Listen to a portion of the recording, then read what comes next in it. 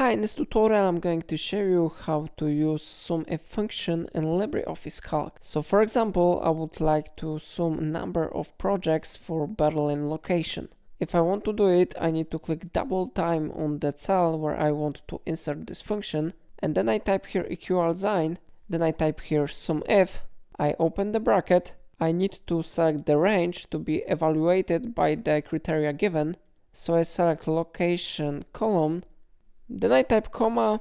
Now we need to type here criteria. So I type here quote sign, I type here Berlin, and again I need to type here quote sign. I press comma, and now I need to type the range from which the values will be summed.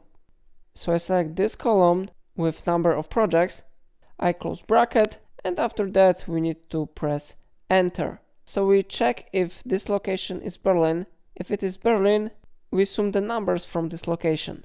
So the result is 50 because Berlin is here and here. Here we have 20 and here we have 30.